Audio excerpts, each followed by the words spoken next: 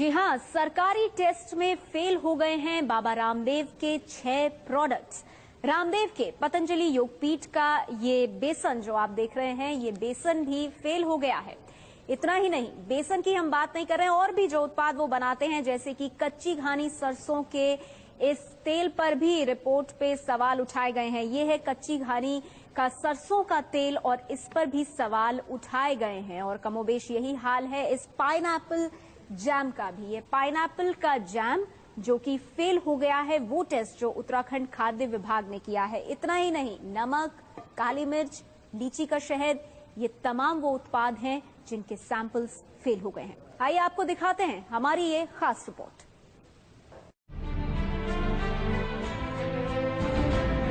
योग से आयुर्वेद और आयुर्वेद से किराना तक बेचने लगे हैं बाबा रामदेव।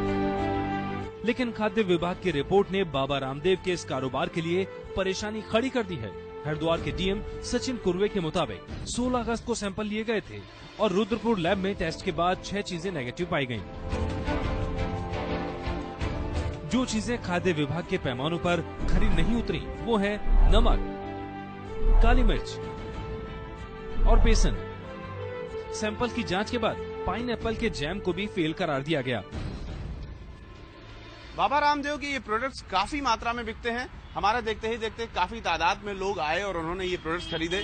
इनमें से जो सबसे ज्यादा बिकने वाला कड़वा तेल है, उसके साथ साथ ये बेसन है। आप देख सकते हैं मेरे हाथ में आधा किलो का बेसन है, 45 रुपए इसका दाम है। इसी तरीके से ये पाइनएप्पल जैम है जिसको कि हरिद्वार प्रशासन ने नेगेटिव पाया है, 70 रुपए इसका दाम है, आधा किलो का है। इस तरीके के जो प्रोडक्ट्स हैं वो खूब लोकप्रिय भी हैं और काफी तादाद में बिक भी रहे हैं।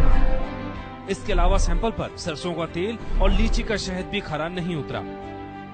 बाबा रामदेव के जो उत्पाद हैं उसमें सबसे अहम इस सरसों के तेल में जो ब्रांडिंग है वो पतंजलि नाम से है। लिखा हुआ है कच्ची घानी प्योर मस्टर्ड ऑयल, असली सरसों की झांस, असली सरसों का स्वाद, 100% शुद्धता का भरोसा। ये इस पर लिखा हुआ है, 100% शुद्धता का भरोसा। और ये जयपुर से बनी हुई है। राजस्थान के जयपुर में इसका मैन्युफैक्चरिंग होती है, प्रोसेस्ड होता है और पैकिंग होती है। मस्टर्ड ऑयल के सापेक्ष में तो उन्होंने स्पष्ट रिपोर्ट में ये आया है कि ये बना कहीं और है करके, और उसके सापेक्ष जो यूज किया गया है यहाँ पे ना, तो यहाँ का किया है, बना कहीं और पे है, ऐसा ही आया है। तो इसमें काफी सारी चीजें हैं कि भाई यहाँ पे मैन्युफैक्चरिंग का कहीं टाइप तो नहीं है, ये सारी चीजें भी है, इसको भी हम देखेंगे। ऐसा कि कहा जा रहा है कि सरसों का तेल और लीची का जूस, उसके बारे में कि वो कहीं और बन रहा है और उसकी लेबलिंग कहीं और हो रही है। उसके संबंध में तो मैं ये कहना चाहूँगा कि जो हमारे देश में वर्तमान में कानून है, उन कानूनों के अनुसार हम लोग, कोई भी मैन्युफैक्चरर किसी प्रोडक्ट को कहीं बनाए तो उस मैन्युफैक्चरर का उस लेबल के ऊपर नाम होना चाहिए, और यदि कोई दूसरी एजेंसी उसे मार्केटिंग करे तो उसका भी नाम होना चाहिए, और पैक के ऊपर दोनों का नाम, एड्रेस और कॉन्टैक्ट डिटेल्स पूरी तरह होनी चाहिए। एज लॉन्ग एज ये दोनों कंडीशन हो